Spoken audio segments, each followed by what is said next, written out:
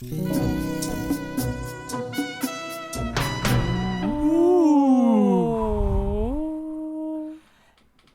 you heard correctly. It's different this time. We're switching it up. We're going deep. That's right.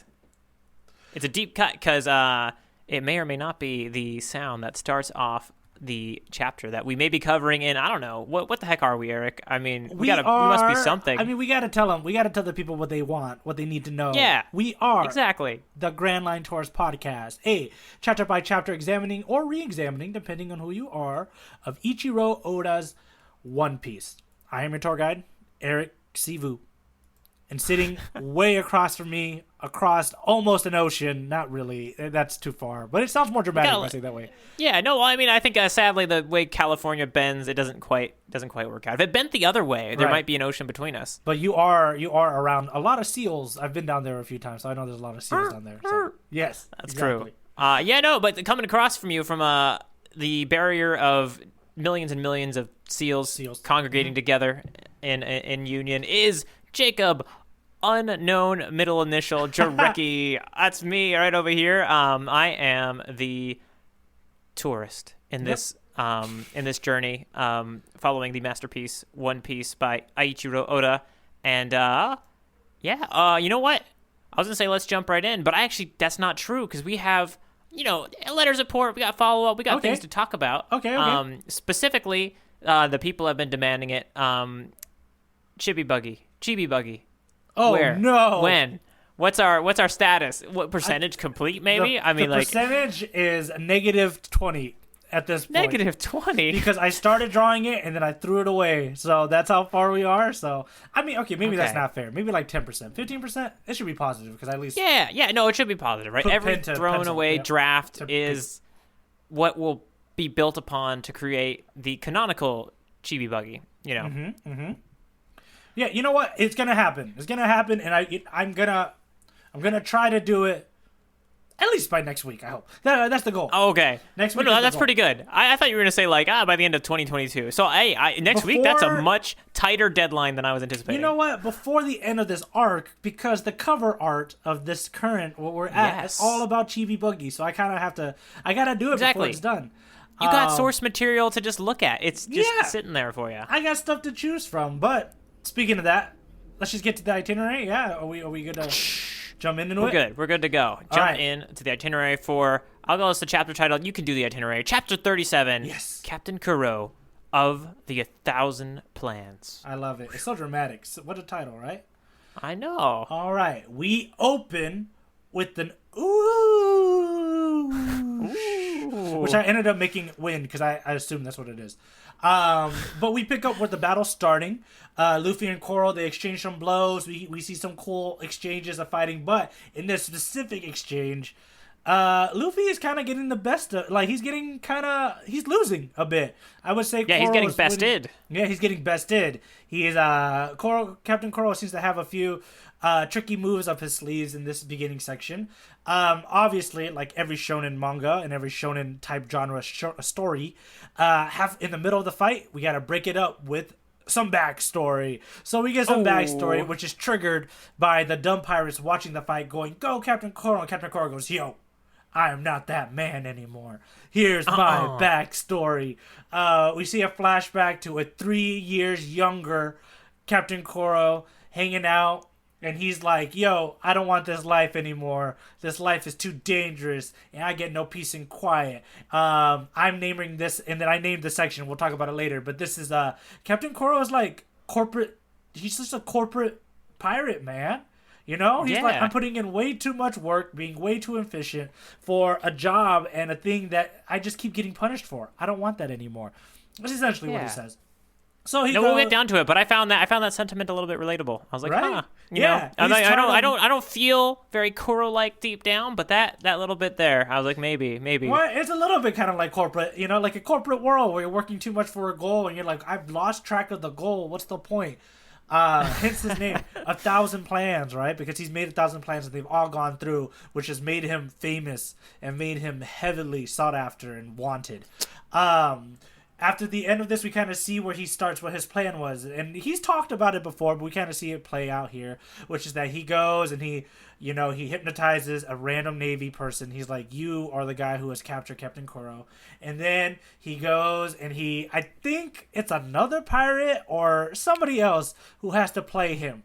And he hypnotizes... Yeah. I got the impression, it was interesting, because he did massacre a lot of the crew to pull off that operation. I was like, who's left? I mean, man of 1,000 plans probably knew that he was going to do that and kept one in perfect condition. And, so probably I think it's one of the other... Yeah. So it wouldn't be a pirate. It would be a member of the Navy. A Navy, right? yeah. So just probably tricking. Or it is one of his own guys. Who knows? We can't speculate here. Yeah. But he does find a random body to hypnotize to pretend to be Captain Kuro. And that's how he officially escaped, essentially, his name. Because he knew that this one Navy officer, a sailor who lived, is going to take him back to the island, claim that he caught Captain Kuro because, the world hasn't seen Captain Kuro, and they're going to murder him. And Captain Kuro himself gets to be free. Afterwards we get the flashback to the fight where now Captain Kuro's now you know my plan, and then he charges at Luffy, whereas Luffy to which Luffy reacts by pulling up a giant boulder. A lot of boulder pulling up for Luffy in this fight, I have to say. Lots of giant boulders all around this slope. He pulls up a giant boulder and, he lets Captain Kuro stab into it. He breaks the claws and then smacks Captain Kuro with a rock. And then at the end, he proclaims, if you didn't want the reputation of being a pirate, then you shouldn't have been a pirate. And if your plans always work, well, my plan is grander than any of your plans ever. End of chapter. Blackout. Nice. I did it. Very good. This was the start of the fight we've been waiting for a long time, it feels like. Yeah. And let's talk a little bit about the exchange that we've seen so far. What did you think about, just before we do the flashback, because obviously there's a big section of this chapter, but what do you think of the fight so far? Flashback's a big section. Fight was good. I think in my mind, big moments we have, as far as I'm aware, this had not happened before. Gum Gum Whip and Pistol. It's a double Gum Gum attack. They're strung together. Look at that. Yeah. In a way that means that Luffy's getting pretty serious. And then we also had, I would say, they don't really announce it anymore, but I feel like when the attack was about to hit Kuro in the face, right? Luffy's fist. Pussyfoot. Yeah, I believe pussyfoot maneuver, right? Yeah, that's how he gets on top. That's how he gets on top of the arm. That was, I think, the other highlight moment for me is he's really disarming Luffy there, and then using that attack to his advantage, because now Luffy's kind of pulling Kuro back towards him in a way that is giving himself the upper hand, giving Kuro the ability to get one in on Luffy. I also think that we also get this really cool, the whole philosophy of this fighting right now is literally a captain who's ending his career and then a captain who's just kind of starting his career, right? Which is kind of that's neat. interesting to know. Yeah. Well, it's almost, oh man, that's interesting to think about, because it feels like it should be harder to do your last fight, but also it should be easy in a way. You know what I mean? You're just I just got to do this one more time before I retire. It is. He is the guy from it's funny. He's actually Weapon. He should be. And he should be out of. He's also out of shape a little bit if we think about it. Yeah. Comments from his pirate crew members of Django specifically saying the second I saw him, push up his glasses, I knew that he still had it in him. It's hard. It's hard to tell what that means. It seems like Kuro's in full fighting form, but nevertheless, we know it's a little bit of a wonky fight as far as if me and you were in that position. We're not. We don't have the steel blood that Kuro does, so maybe it doesn't affect him at all. But me, I'd be thinking, I haven't done this in a while. I've been living for 3 years, for however long as a butler, right? Right. I'm not training. I don't know if he's secretly going out and doing laps or something, right? It's and it's cool just to kind of see, because I think a theme that we could probably try to track is Luffy always fighting somebody who's philosophically his opposite of this, right? Where Luffy kind of wants the renown, he wants the reputation, he knows what it means to kind of be a pirate. Whereas across from him, we have Captain Kuro, who is in all terms, in all kind of measurements of a pirate, a pretty good pirate, but he didn't like the reputation that came along with it, right? He wanted kind of, I don't know what he kind of wanted. Did he want to be known as good, but also wanted to be left alone? What is his deal? I think we'll have to get. I don't know if it's a good time to jump into how relatable Kuro's midlife crisis of pirating is. Okay. But I actually that's the way I took it. I took it Okay. as a man who found himself in a career that ultimately he was doing great. He didn't enjoy it. Like he just and you know, he wanted, you know, what's the point, you know? Yeah. He realized that if I can't get wealth and peace of mind, like what am I working for, you know? Right. Like you know, and that's a pretty relatable funny. stuff. That's pretty good, actually. Yeah, the way you're kind of breaking it down. No, we can't tell. We can't tell for sure without more backstory on how he became into the pirating. Like, yeah, it's kind of funny. I think you sometimes see it even in people that you really pride as being great examples of their craft. They sometimes talk about it as just like, yeah, I showed some promise in this thing, and then I did that thing a lot, and now I do it all the time. And sometimes you get the feeling of like, oh, that didn't sound like what I was expecting. That wasn't I love, you know, making clay pottery pots for a living and like, you know, painting them. It's like, no, I just do it. And then like you can imagine them having their Kuro moment where they say, Why I'm am I? Yeah, I'm really good at. I'm this. gonna burn my name as artisan pot maker, and Right. you know, I'm gonna disappear in quite a dramatic way, and you know, basically set up my own murder. You know, get someone to believe in it, yada yada. Yeah, right? and we're already kind of talking about it. Let's talk about this this flashback that's kind of happening, right? This Captain Yes. Kuro flashback that we're already kind of touching upon. But I have a very important question to ask you. Did you see any familiar faces in this flashback? Familiar faces. If you can, for a strong moment, go ahead and pick up your book, your copy. Do you have your copy next to you? I do. Yeah, go into it and take a look at the face of the Navy who he hypnotizes to take over or just claim that he did it, that he caught Captain Kuro. Oh, wait a second. Who does that guy look like? You know what? I know what it looks like now. I don't think I would have gotten it from the face, but the dialogue? the jaw stuff. Yeah. Who is that? Is this Captain Morgan? That's Captain Morgan. Holy That's moly! That's how he climbed up to power. He claimed that he caught Captain Kuro, and he's in East Blue. Doesn't it make sense? And then they gave him a base. So he spent the next 3 years of his life, like, building up again to pay off the theme of this giant chapter. He built his whole personality on a lie. Whoa. Isn't Okay. that cool? That is cool. No, this is so interesting because I don't know if he's. Do we call him Captain Morgan, or Yeah, we call Captain him like Morgan, he'd have a higher title? No, he was a captain. Yep. He doesn't know that his life's built on a lie, does he? No, there's no way he does. And I was thinking about it. Even if he did, he's not gonna say anything now, right? So maybe he has to front, regardless of it, right? Either he's still hypnotized or he does know. It doesn't matter. He's not gonna say differently because look how far it got him in life. He by being hypnotized, being the chosen one by Kuro, who just freaking chose him, right? Who's like, this is the one. This is the guy. Let's just make this one. He's built a whole life out of it. It spiraled. This is another example of a lie that spiraled out of control because he became like that tyrannical Navy captain of that city, of that village. Man, Captain Kuro created a monster inside the Navy. Yeah, and because he's a monster, you know, like it just kind of goes along with the whole like themes of lies and how they kind of snowball. But that's kind of the first big thing. It's like, oh, that's him. That's Captain Morgan. No, it's tough to catch because, you know, we see Captain Morgan so much with the mask, right? Yeah. The hair is distinctive, but not like, it's also not distinctive, right? It's distinctive in that not many people in One Piece have that hair or that facial structure, but like it's actually in my mind, it isn't a distinctive haircut, right? It's not like, you know, it's kind of like a standard crewish cut with a little bit of length to it. Yeah. Yeah, but no. It's definitely him. Just the jaw thing alone just sets me off to it, and then it's really cool because now we know how he broke his jaw. Now we know why he wears that dumb metal thing. Yeah, right? It's because he got messed up by Captain Kuro.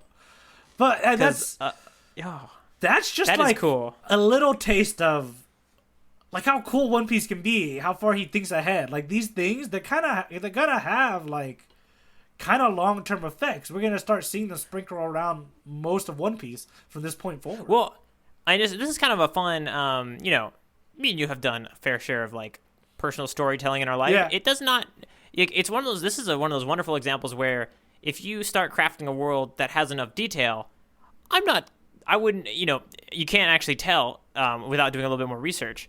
This could have been a happy continuation of providing. Like, I don't know if he knew that Captain Morgan was going to be created by Kuro at the time he drew. Oh, yeah. Yeah. Oh, well, he may have. You can sometimes plan that far ahead, right. But it's almost like a when filling out the detail in your world, you can look like a genius, right? You know, and it doesn't take it doesn't distract or detract from your abilities, right? It's just actually just good writing, right? The details are forming, your world is rich, and then you just you make the connections where they seem appropriate, and then you get something like this, which can make me go like, oh dang, Isn't that I thought that was so crazy. I didn't pick that up till my reread, so this is a detail that I completely missed. It might come up on an SBS later, but I kind of wanted to point it out now before the SBS kind of reveals it. But no, what am I paying you for? I'm just kidding. It's to tell you fun little factoids like that. And by pay, I mean, why am I trapped on this boat with you? For these moments, Eric. No, it's for me. This is half the reason why I started this podcast, so we can have moments like this where I get to reveal something cool. And you're like, oh my god, yes, that's the whole point. Oh no, wait, okay. If this was what we got, okay, the other character does not look familiar to me at all, but we have someone who believes they are Captain Kuro. Yes, that person's dead. Okay, I wasn't sure. I mean, I know they were ordered to be executed, right? Like that's the idea, but you never know. Maybe they're kicking around somewhere. You never know. Are you gonna put on your tinfoil hat? It's looking mighty cold. Tinfoil hat here is that eventually someone's gonna come out. Whatever happens to Captain Kuro, we're gonna feel like we're gonna have this other chapter where there's another Captain Kuro, and it's not gonna be Captain Kuro. It's gonna be this guy, fake Captain Kuro. Yes, this guy. This guy. This guy right here. This guy who is a pretty good. They picked a good face. It's got the right structure. They did. I wonder if he's in earlier shots, then we just kind of missed him. But I don't think he is. I don't think he's in any of the shots. I think it's mainly the dress up, and I think they did a little bit of you put him in the outfit. I also love the way Django looks in this flashback. Yeah, he looks so a little more looser. First mate, right? Yeah, he doesn't have the Django. The jacket, which is probably like just a standard thing captains have to wear. Exactly. Right? Captain's jacket. He got his own captain's jacket eventually. Yeah, I mean, that's kind of it that kind of happened in this chapter. I love that in the beginning, we kind of with the flow of this chapter was like Kuro was having the upper hand in the fight.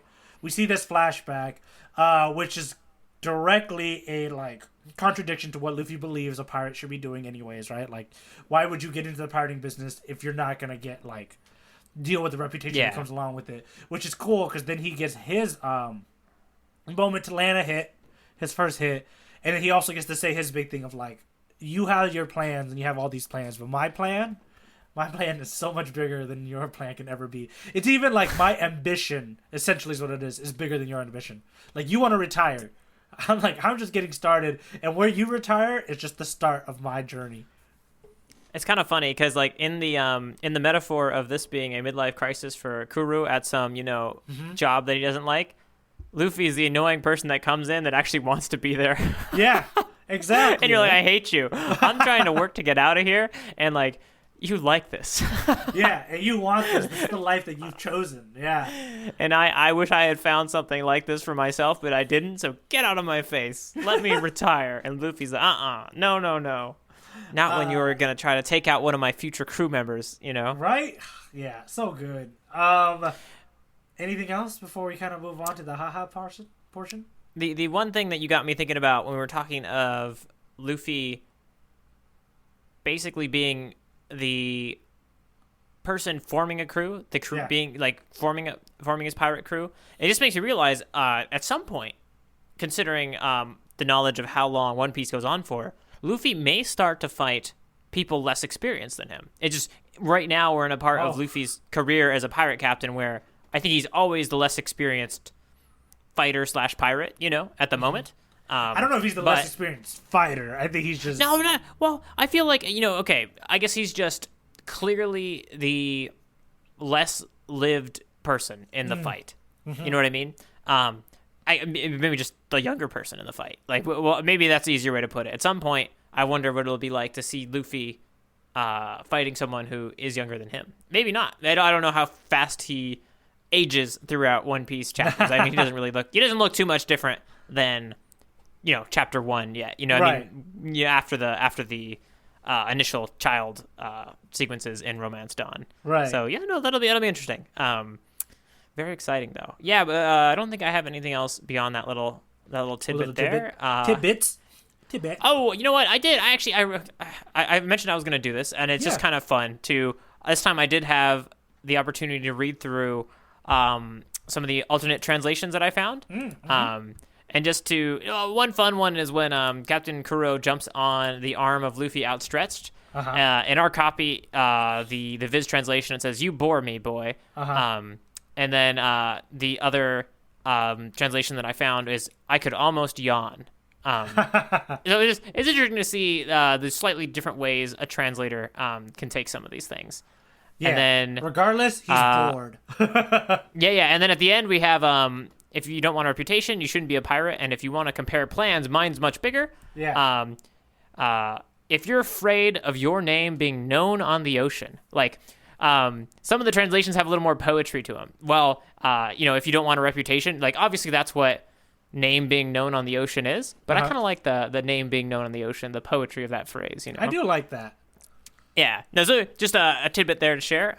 It's always fun to look up if there's some hardcore translations in this case. That's nuts. I can't believe they changed that much. No, again, we can't actually tell which is the change, Without me and you enrolling in some Japanese community college courses, we'll be far from being able to say which ones are actually more accurate or the better type of translation. But just wanted to share a few that I saw there. So with that, let's laugh a bit. Yeah, let's laugh a bit. And however the I didn't have that many. But okay. No, I had quite a few. It depends. Sometimes there's a lot of pun chuckles, and sometimes there's a lot of like slightly deeper cuts that I like. So I think actually this one had quite a few for me as far as the little slightly deeper cut chuckles. Okay. Let me. I have a short one, which is just like I really like this cover art. This whole Buggy's Crew After Battle Part 3, Buggy's Adventure. I just think it's a really cute picture. He's like, obviously he's hungry. He just establishes so much in this one cover, and I think it's pretty funny. But I think the thing that made me really laugh, to add it in the haha section, the OP got joke section, is that do you see that little chick all the way in the back watching, like, menacingly? Oh, yeah, I do. I think it's just so cute, and I thought it was so funny. He's like, that bird is ready to fight, like, oh, okay, we got you, you weird, short little clown. You know what? And the other cool thing about this particular one is it gives you some scale on tiny chibi Buggy. Yeah. You realize that, like, oh, he's the size of a small chicken, small chick. It's so good. Or that chick is pretty big. Or that chick is about the size of like a puppy. I got that feeling too. No, it's weird. This is drawn well because I think you're right. I think Buggy's small, and that chick is big, and we know that from however this is drawn. I don't know exactly what's giving me that sense of scale, but that is the case. This is not a regular-sized chick. It's interesting. I'm impressed that works. I had the same feeling, but I kind of hit it because I was like, that doesn't make any sense. But no, I think you're right. In this world, and almost anything is like usable in this One Piece world. I just love it. I love the way Oda draws birds. Like, look, the bird's like sweating. I love it. It's just so much detail. So much fun little detail on it. And then we have that stupid Buggy bubble of him like eating good chicken. Like it's so much fun. Yeah, no. The nice thing about that bubble in particular is that that's the reason that he has so much motivation right now. Like that's future forecasting, what we all do when we want something, right? We imagine the dinner we're going to have is going to be delicious, and then we set out and drive to the place to get it. This is that for Buggy on his new life on this island, is imagining some delicious roast chicken. Even though he's probably got it a little bit wrong. I don't know if that chicken's going to give him all that meat. Yeah, I also don't think he's going to catch him with his feet, essentially. No legs, just feet. Poor Buggy. Yes. All right, hit me with some of yours. Django says, "We rob, we pillage, they chase." I really like that line. It's like, especially since in my mind, this is this is Captain Kuro coming to his first mate with like, I I wish I could retire, you know? Yep. And Django's like, that's just not, you don't understand how this line of profession we're in works. We rob, we pillage, they chase. What are you complaining about? This is just the way the world is, you know? Yep. I just feel like that is the same talk that, I don't know, that a lawyer halfway through his career gets when he's just like filling out paperwork and some's like, people out there, they do bad things. And we fill out the paperwork. Right. Yeah, we lawyer, and then we get paid.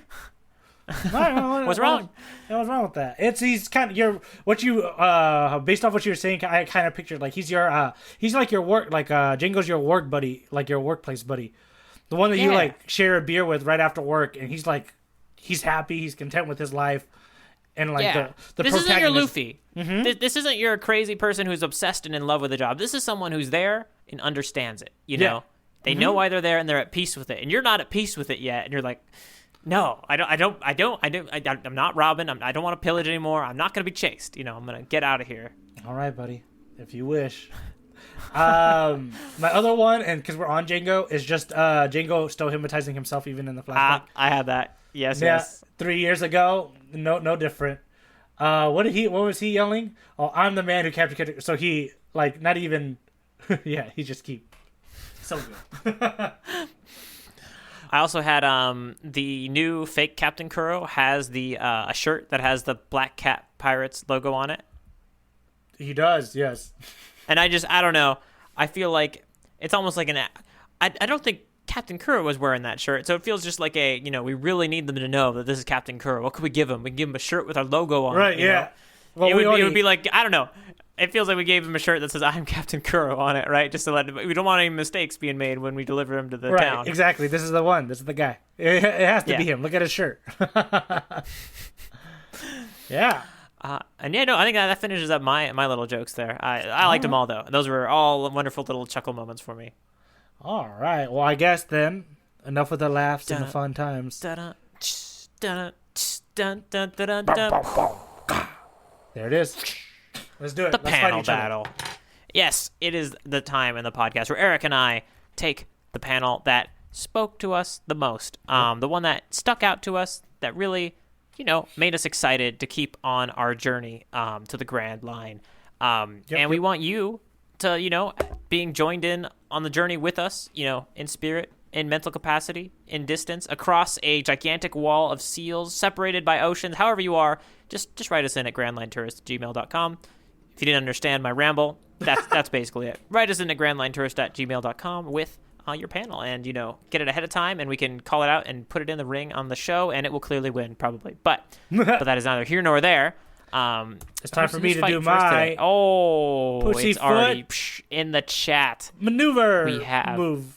I don't know what he doesn't. He hasn't yelled out any moves. Captain Kuro hasn't yelled out any moves at all. He doesn't even yell out pussyfoot maneuver or anything, right? Yeah, no. We had to have the crew explain it to us, right? Yeah, he doesn't. That's the pussyfoot maneuver. That's weird. Let's keep our eye on this fight, because maybe he doesn't yell out anything like a typical shonen like fighter. Yeah. Well, actually, just going back to, I guess we got Morgan and Buggy. I know they're a much more emphatic character. I don't think Morgan yelled out a lot when he fought. Like, that was specific to his moveset. I think Buggy did. Buggy was like, raise the Buggy balls, Yeah, Buggy also had, like, escape hatch, right? Like, escape. I'm remembering those now. Yeah, I don't think...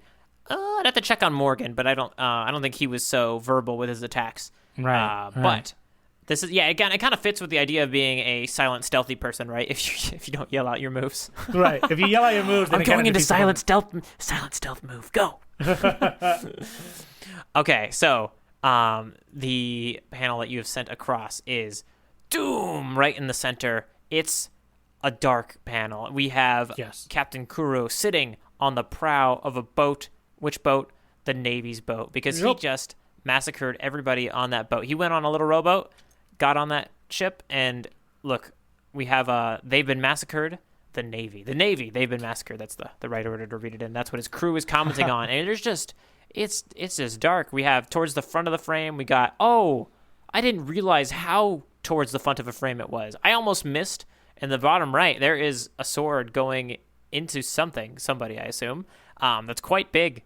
And because it's so close to the front of our frame. Yeah. And I didn't actually notice that in my first video. I actually started with the second and the third swords in the back of the frame. But there's a lot of depth to this panel. And Kuro is sitting underneath the moon, with his contemplating his. It's so cool. Yeah, so this is the sadness, right? This is how he's going to retire, but he's not particularly happy about it. I don't see joy here. I see necessity, and that's rough. Oh my God, that's so good. That one line you just said, no joy, all necessity. I need everybody that is feeling this way about their job to write in. Apparently, holy cow! I'm retiring with not with joy, but with necessity. All right, did you already send yours up? I haven't. I'm gonna send it over. Vamp for me while I copy and paste this panel over. I will vamp. All right, folks. Let me tell you guys a little bit about myself. I think I'm definitely I'm a Taurus. But with an A, not a U. There's still a U in there. So wow! I was like, I have no clue what you mean by that, and then I totally got it. Yeah. See, cool. Every time you say I'm the Taurus, I keep thinking like, no, you're not. You're not born in May. But then I remember instantly about what term you mean. All right, Jacob. That's enough vamping from both of us. Well, Jacob's already put up his panel. Is it the big left one? Top left. Yes. This is a Captain Kuro chapter, so it's only poetic that we both choose a Captain Kuro panel. This is the You Bore Me panel. This is after Luffy does his combination whip and pistol, only to miss, and then Captain Kuro is standing on top of his arm. We got doom, because the word doom is being split up by Kuro in the frame in the panel, and then Kuro says, "You bore me, boy." It's nice. It's a nice panel. Have you thought about the timing of this panel? Like, his arm would have to stretch for a long enough time for him to get his dialogue out. It's true. Yeah, no, I think it's one of those things where I think, a little bit extended for dramatic effect. Luffy missed his punch, and his punch had so much force behind it that it just flew on for quite a while, right? And then technically, I think Kuro would have to jump on at like the point of maximum extension, right? That point where it's like about to retract, and then say, "You bore me, boy," and then whoosh, comes back. And then completely afterwards, he does the real anime thing of running on someone's. Typically, it's like running on someone's sword, but in this case, it's Luffy's arm. So running on Luffy's arm, go give him a big. What does he do? Oh, and then he kicks him with your favorite shoe. With the striped shoe. No.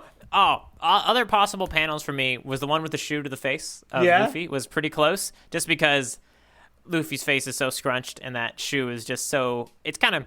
I thought that might be the most. I think maybe the glasses are the first thing that is most important about Captain Kuro's costume. His design. Second thing, I'm gonna go with the slippers. Glasses followed by slippers. I love that the slippers outranked the claws. No, they do. Well, because we knew him longer with the slippers. You know what I mean? But you're right. The claws, I think, in fighting mode for sure. I guess claws actually might beat glasses in that case, right? Right. Yeah. But the other thing I wanted to point out was I nearly chose your panel. It was very close. We nearly had another moment of alignment. Because yours does look really cool, and it comes at a point in the chapter where I think, I don't know, the way it's like we're in the flashback, but for some reason that panel itself it's shaded gray in the background a little more so than all the other panels around it. So it's like you're already in this dark flashback section, and it's like it's the darkest panel you can see on the page. So I really liked that. Yeah, just to establish more of like this guy's a real deal. He killed all those guys. That's so sad. And if I had noticed, I think the sword in the right front, I think I might have picked it for sure. But I didn't notice it. And therefore, we don't get to play the cool sound effect where, we have the same panel. Alas. Oh, it's okay. It'll happen again. It'll happen. Yeah. We got plenty of time. Statistically, there's 1,000+ more pages, chapters, so.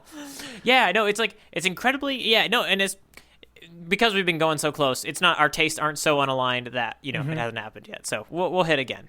Oh, definitely. I can't think of an onomatopoeia. I'm hoping you have an onomatopoeia that we can end on. Oh, okay. I'm gonna start it, and then you'll know what to do.